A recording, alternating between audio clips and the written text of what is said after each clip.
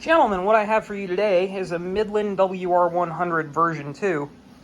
And I'm not about to brag about how I got it or anything like that, but I'd like to give y'all some advice on how to keep weather radios of this vintage and a little bit of insight into how they're manufactured.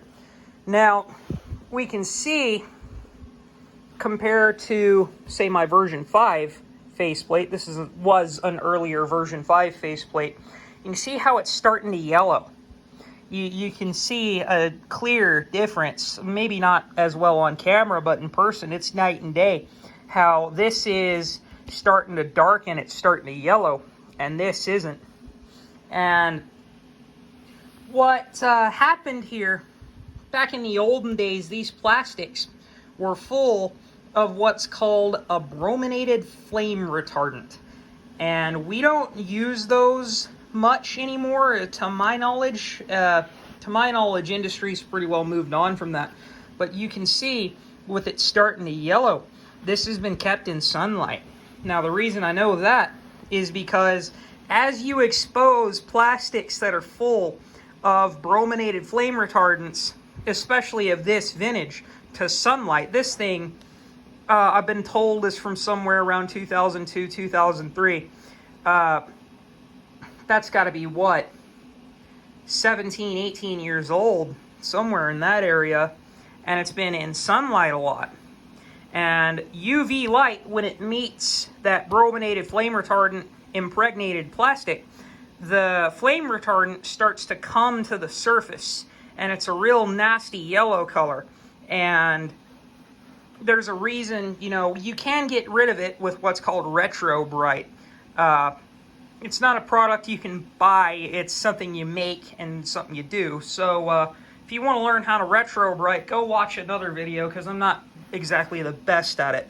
But what Retro Bright does is you use peroxide and UV light. You cover it in, what's it called, hair developer.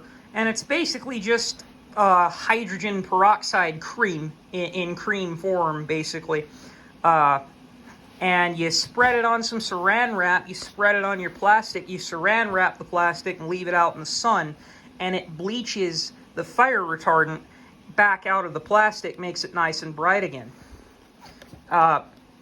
Taking something else, let's have that pure white back again.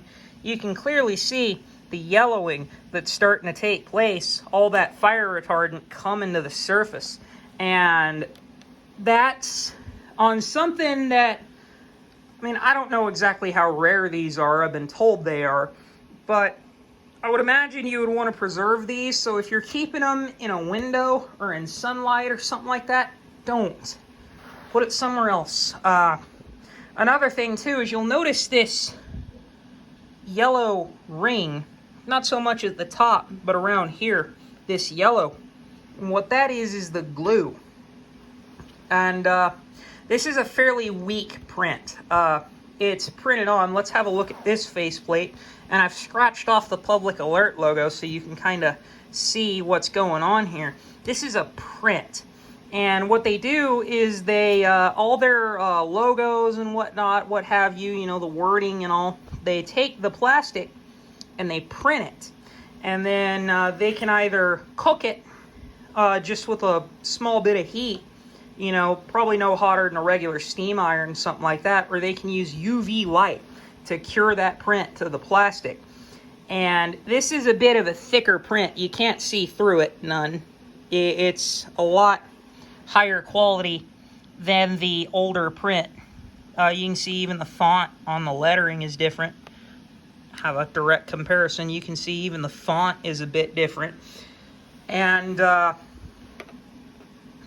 so with these older manufacturing techniques and whatnot, the older technology, because, this is, we're talking 17, 18 years ago. It's a fairly weak print, so you can see that glue is starting to show through the print. It's a fairly thin, weak, wimpy print.